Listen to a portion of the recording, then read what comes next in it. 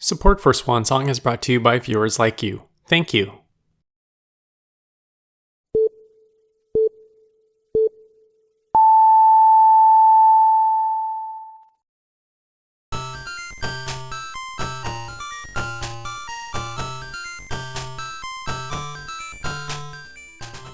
This is the tale of a board game that was beat to the market by a video game adaptation of itself by over a year and then ported an ungodly amount of times, including for the WonderSwan. This episode, we're taking a look at GU's Glocal Hexcite, a video game adaptation of the board game Hexcite by the same company.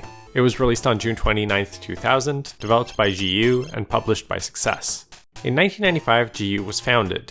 Not to be confused with a modern-day fast fashion retailer of the same name, this GU split its duties between magazine editing and game production. The studio was led by Watanabe Masato, under the pseudonym Gajin. In 1996, GU produced a game design document for a board game known as Hexcite. Hexcite is a competitive tangram puzzle board game where each player must try to fill in hexagon segments of a board using a set amount of tangram pieces following a few constraints. Ultimately, a Windows version of the game would beat the board game to the market, with the Windows version Glocal Hexcite shipping in December of 1997, and the board game, produced in partnership with toy company Yanoman, not hitting the streets until November of 1998. Despite being originally intended to be a board game, Hexcite doesn't seem like it saw any success outside of video game form. Between 1997 and 2008, the game was released 8 separate times on PC, with one version coming on 2 CDs for some reason. I sure would love to know what justified that. Aside from Windows, Glocal Hexcite was released on Game Boy Color, PlayStation, WonderSwan, the arcade, Game Boy Advance, and for Square Enix's Java mobile phone storefront. Out of GU's library of 40 puzzle games they released prior to shutting down in 2011, 17 of them were Hexcite related. For what it's worth, the word glocal, which comes as a prefix in front of most Hexcite video game adaptations, comes from the late 80s economics buzzword glocalization, a combination of globalization and localism largely born out of Japan's need to expand their businesses beyond the borders of Japan by adapting their marketing and business practices to integrate better into other cultures. Nintendo rebranding the Famicom into the Nintendo Entertainment System overseas and adapting its design to make it more palatable to consumers burnt by the video game crash of 1983 could be considered an instance of glocalization in action. It really isn't clear to me why this word was tacked on to the start of Hexcite game adaptations. It really just seems like one of those odd instances of Japanese companies adding foreign language buzzwords to the names of their products just because they think it sounds cool, kinda like the new Nintendo 3DS line of products.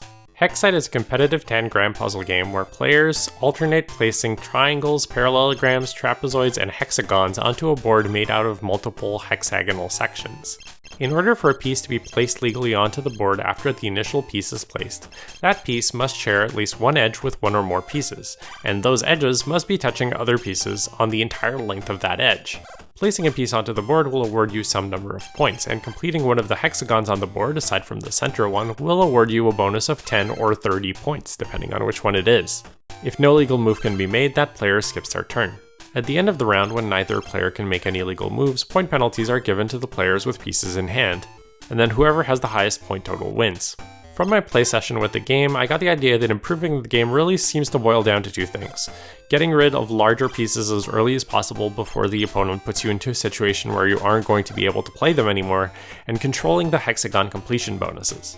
You can do this either by baiting your opponent into placing a piece which allows you to complete the hexagon on your next turn, or by lucking out your opponent from completing a hexagon by playing a piece that makes it impossible for them to fill it in with the pieces they have in hand.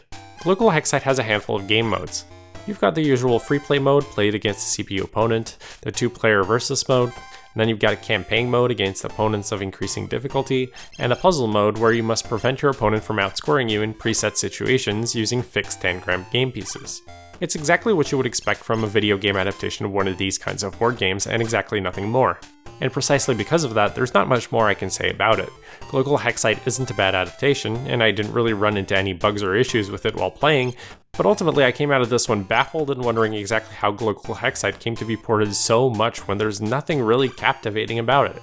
I'm sure someone out there will vibe with this, but this one's not for me.